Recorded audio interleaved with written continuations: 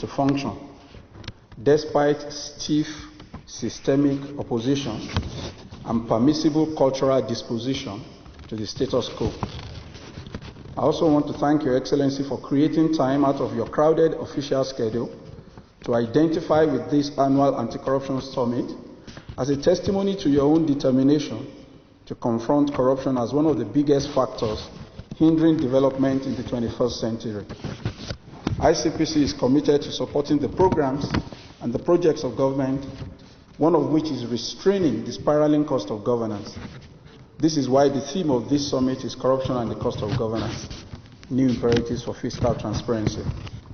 Your Excellency has publicly acknowledged a number of times that your government inherited a number of challenges since 2015, when you assumed office, including but not limited to an empty purse and the lack of savings when the economy boomed.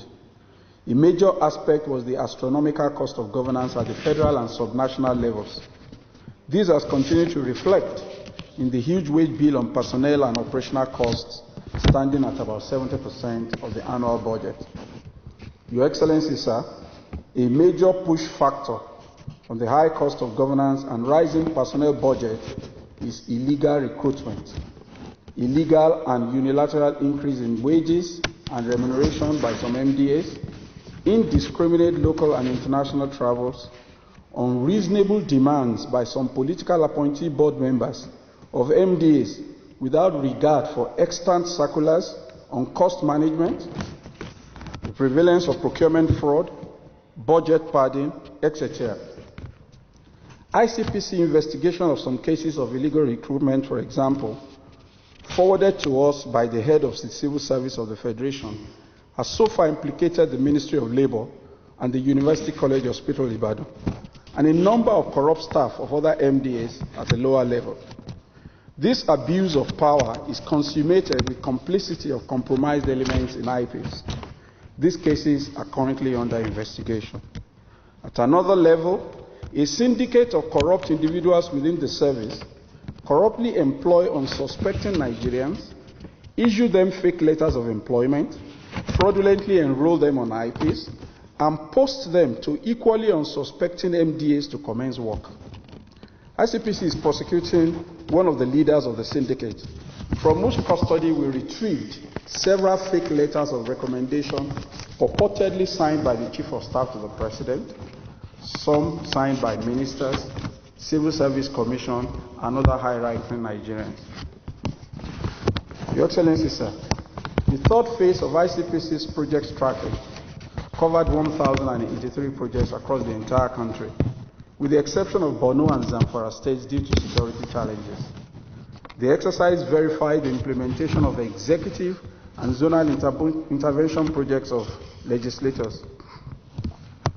We have so far initiated enforcement actions against 67 contractors and forced them back to site, and ensured the completion of 966 projects worth 310 billion, some of which were hitherto abandoned.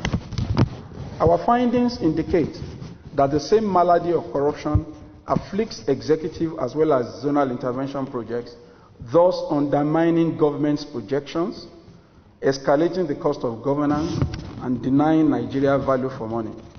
This malady includes poor needs assessment that disconnects projects from their beneficiaries, the false certification of uncompleted projects as completed, the deliberate underperformance of contracts, the incessant criminal diversion and conversion of public property by civil servants, to name just a few. Other challenges relate to duplication of projects in the budget. ICPC review of the 2021 budget found that 257 projects amounting to 20.138 billion were duplicated, leading us to submit an advisory to the Honorable Minister of Finance, which was promptly actioned by the Minister to prevent abuse.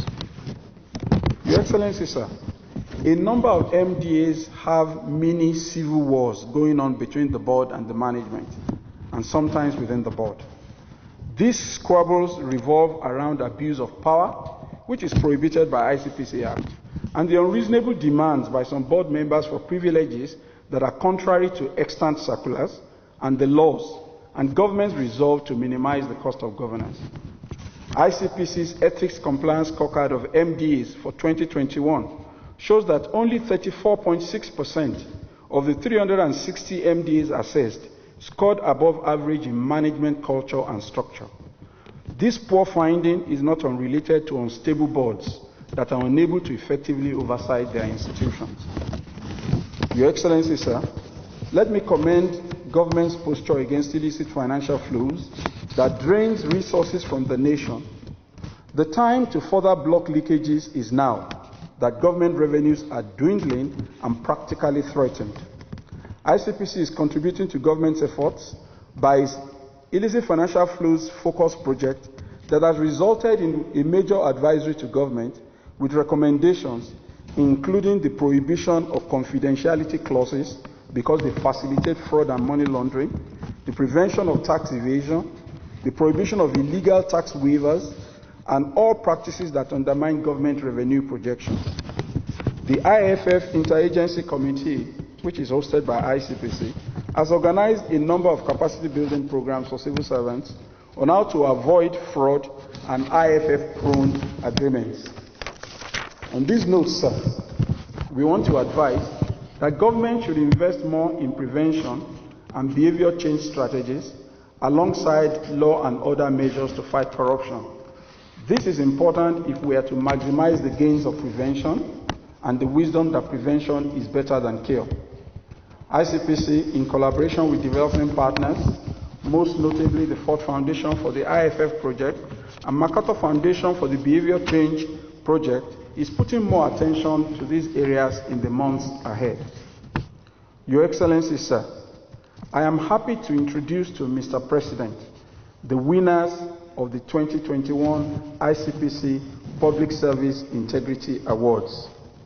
They are Mr. Mohammed Chukwu Ahmad of NDLEA and Mr. Nelson Oji Okoronko of the Federal Ministry of Information. Their profiles are contained in the program. I will not read it in order not to waste time.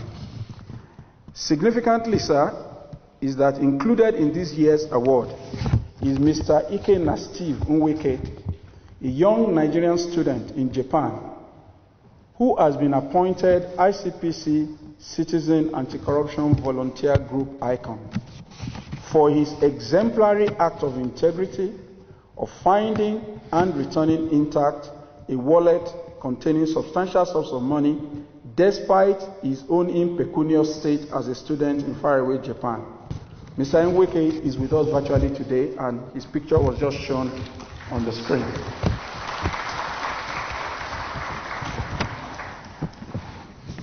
Mr. Nweke, can you wave to Mr. President from where you are? Thank you.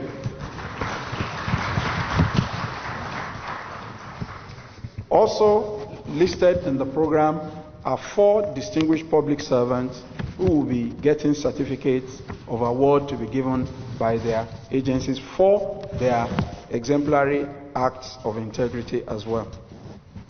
Let me end this address by expressing our gratitude to the Office of the Secretary to the Government of the Federation for its support and constancy. We are grateful, sir, for the support that you have given to the hosting of this summit every year. Your Excellency, Mr. President, I wish to close by acknowledging and thanking you on behalf of the board, the management, and the entire staff of ICPC for your encouragement, your support, your motivation, and your leadership for providing the much-needed political will that is required for any anti-corruption initiative to succeed. On our part, we pledge to continue to do our best in the interest of the nation and in line with our statutory mandate. Thank you, sir.